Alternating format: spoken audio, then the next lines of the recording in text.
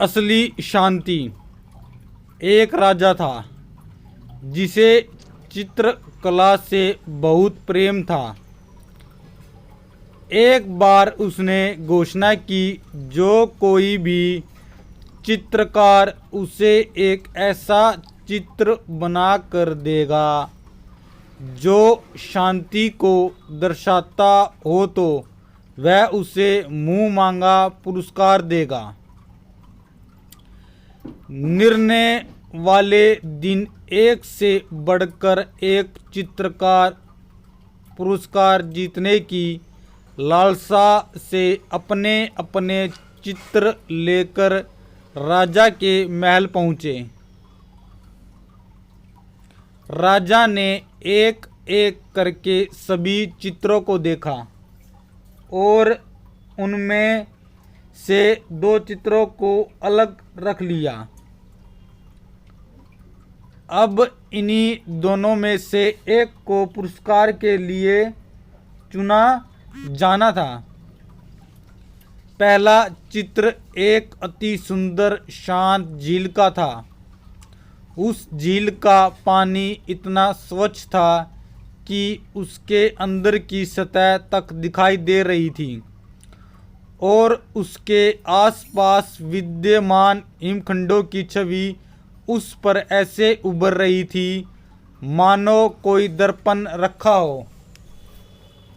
ऊपर की ओर नीला आसमान था जिसमें रुई के गोलों के समान सफ़ेद बादल तैर रहे थे।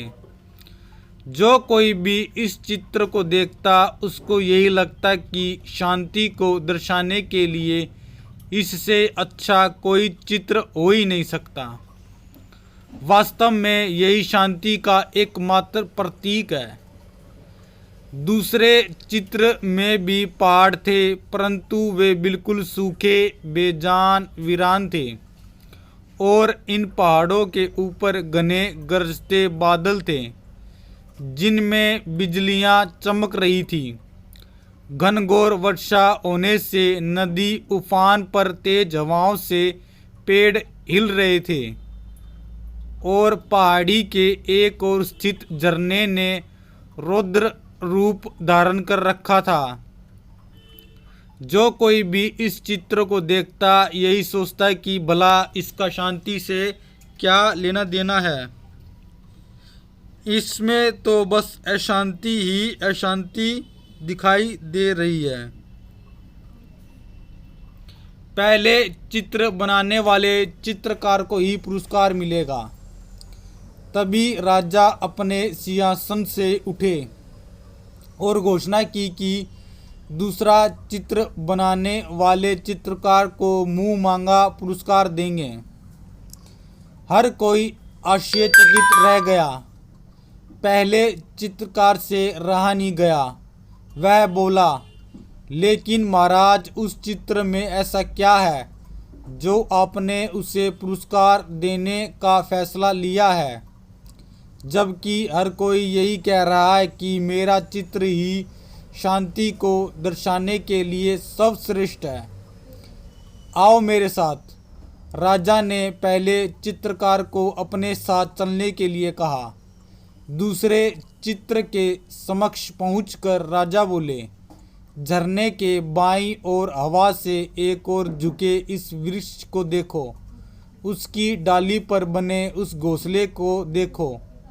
देखो कैसे एक चिड़िया इतनी कोमलता से, इतने शांत भाव व प्रेम पूर्वक अपने बच्चों को भोजन करा रही है।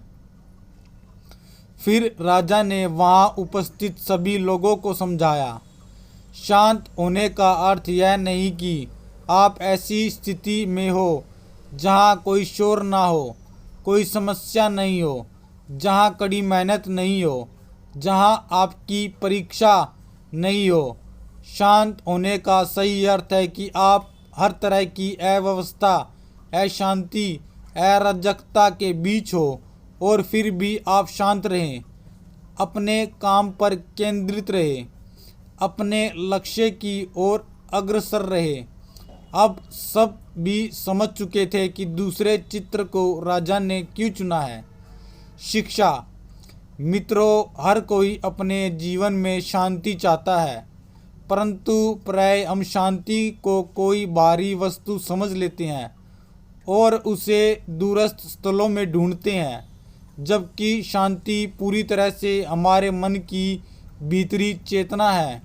और सत्य यही है कि सभी दुखों, दर्दों, कष्टों और कठिनाइयों के बीच भी शांत रहना ही वास्तव में शांति है।